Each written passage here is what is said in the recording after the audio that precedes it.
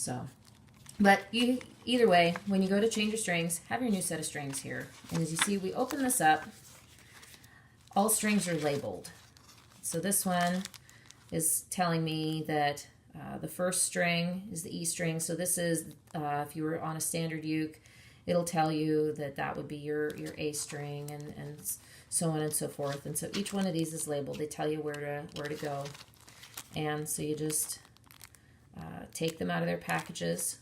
That's very popular now to do individual sealing with them. And let's see if I can do this one-handed. And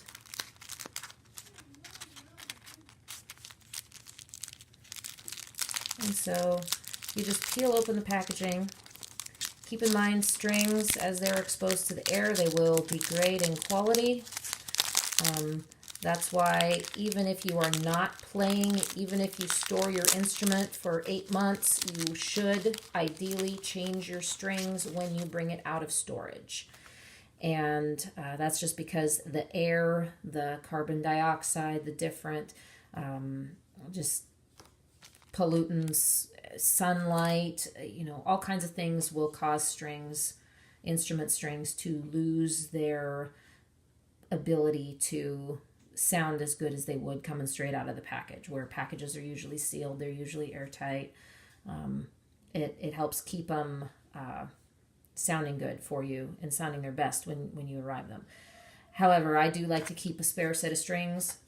It's always my practice to order 2 sets of strings whenever I order strings for a string change, so then I have a spare set in my case in case of breakage. But you have strings, and they just come wound like that, just around in a little circle. And so then we just unwind them so that they are in a nice, easy to work fashion. I'm going to set this down right here on the belly of the instrument so you can see. And we take our string, see this one, and this was my E string, so it's going to be the one clear over here.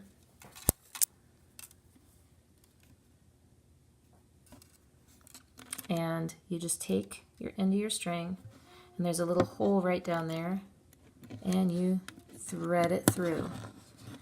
And I usually like to get about 4 inches, 5 inches worth of stuff, because sometimes these strings are a little unwieldy to work with. And so then what you do is you pass it on one side of this is going to go to the headstock. So you just take the tail and you bring it around, and you create, my pickup's going to slide around a little, but you create a loop, just kind of like a straight up loop there. And then you take this and you cross it over and you tuck it underneath. So then, if you can see, I've got a nice little, it slipped off there. You have a nice little loop-de-bob right there. And then ideally, with the small strings, you want to do that again. Grab a hold of the tail, hang on to it, and then you just cinch it up. And I usually like to take the tail and just hold it right there at the base of my bridge, and I just pull until it snugs up right there. And you do that with all of them. One other thing to mention is this right here. This helps secure the tails, is that when you poke your next string through the hole down here, that you have the tail of the other string sitting on top of it. And that helps make everything a lot more secure, so that when you bring this up and do your knot, it helps hold that in tension. All right, and so as you see, I've got 3 strings on already. And now I'm going to show you how to wind the last one here. So what I like to do, well, first of all, most important thing is that they wind from the inside.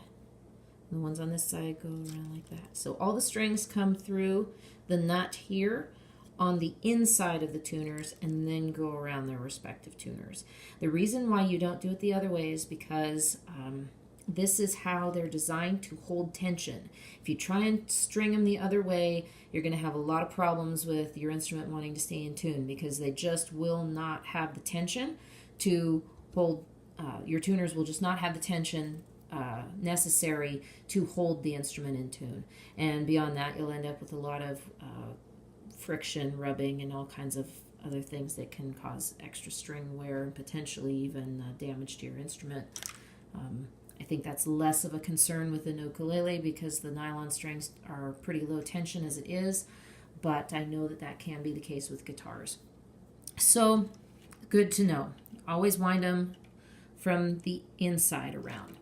So, now taking a look at that, you'll see we have the hole on the tuner here.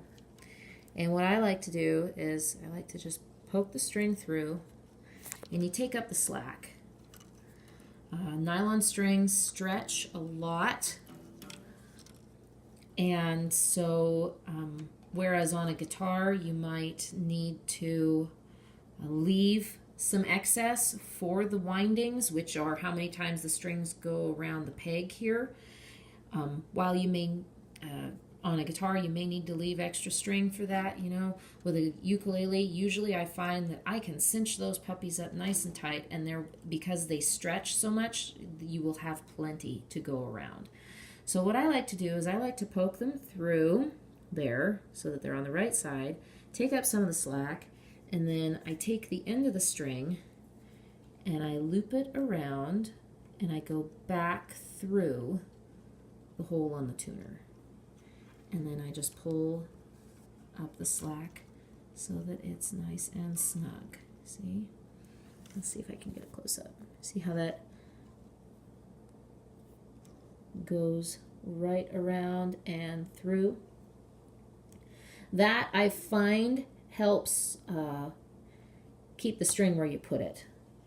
And I personally like it because it's a lot cleaner, because then when you clip the ends here, you don't have to worry about how much is sticking out. If there's any extra, you can clip them pretty close, and because the string wraps around and goes through again, it helps keep everything a lot snugger and tidier. So I like that personally. That's kind of my personal favorite way to do it. And from there, after that, you just start tightening up your tuners, and you just kind of go along,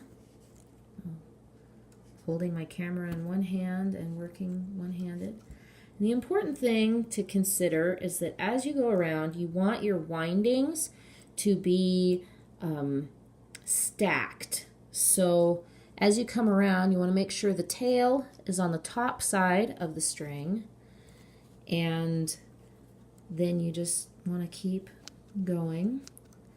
And when it comes to this little spot right here, when it comes back around, you want to make sure that the string goes on the underside so that it helps start that stacking motion. That is also going to help with wear and tear on your tuners, and it'll help your strings keep appropriate tension. And it's just crossed windings, which is when you don't pay attention to how the windings on your tuning peg are stacked, can cause a lot of tuning issues and frustration that way. So it's always, I find it always good to just remind people that you need to just make sure that they stack properly. And sometimes that may take putting your finger here and pressing down a little bit to make sure that this string does what it's supposed to and goes underneath. And other times it may mean that you may actually take your fingernail and like lift up a little bit to make sure it's not sitting funny. But other than that, it's pretty straightforward. You can just turn your tuning peg to bring up the tension, and then you start bringing up the strings to pitch. When I like to bring my strings up to pitch, I just like to work 1, 2, 3, 4, just like you would if you're tuning an instrument for the first time. Initially, with the taking up the slack phase, I like to work from the outsides in. I feel like that helps keep any undue tension, weirdness off the neck. On that, the only thing left to do is to clip the ends And down here, if you have any extras, see this one little tail right here is a little long, and so is that one. I'm going to clip those two so that they don't scratch on my arm when I'm strumming. And other than that, that is basically how to restring your ukulele.